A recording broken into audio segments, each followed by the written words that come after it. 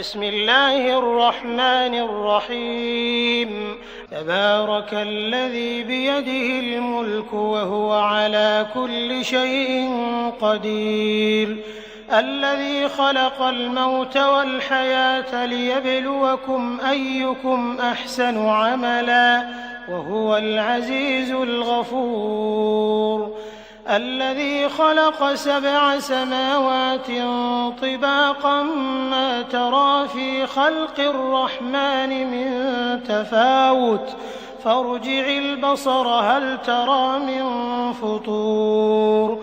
ثم ارجع البصر كرتين ينقلب إليك البصر خاسئا وهو حسير ولقد زينا السماء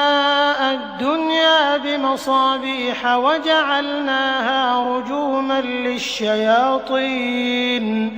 وأعتدنا لهم عذاب السعير وللذين كفروا بربهم عذاب جهنم وبئس المصير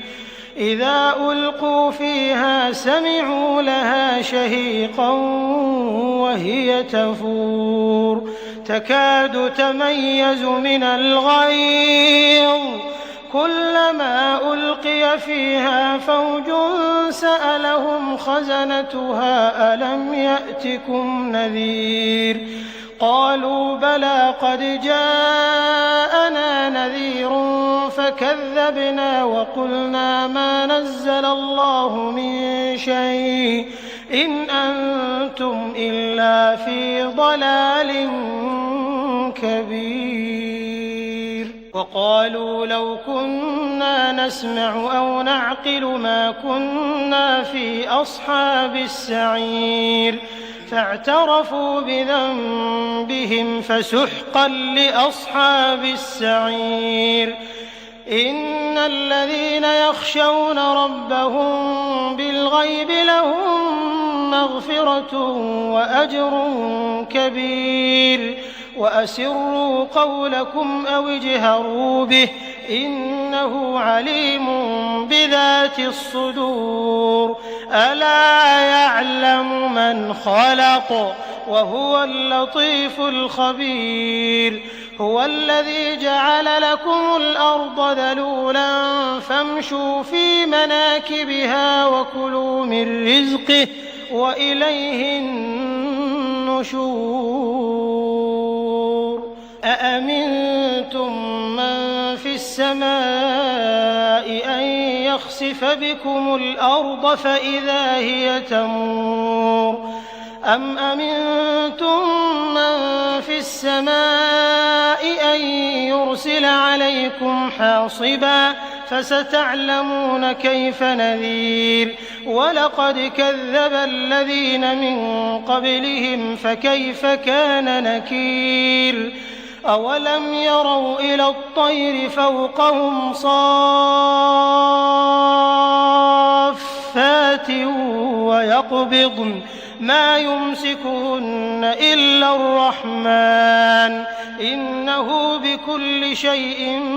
بصير أمن هذا الذي هو جند لكم ينصركم من دون الرحمن إن الكافرون إلا في غرور أمن هذا الذي يرزقكم إن أمسك رزقه بل لجوا في عتو ونفور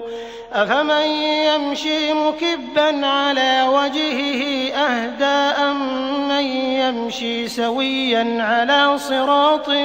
مستقيم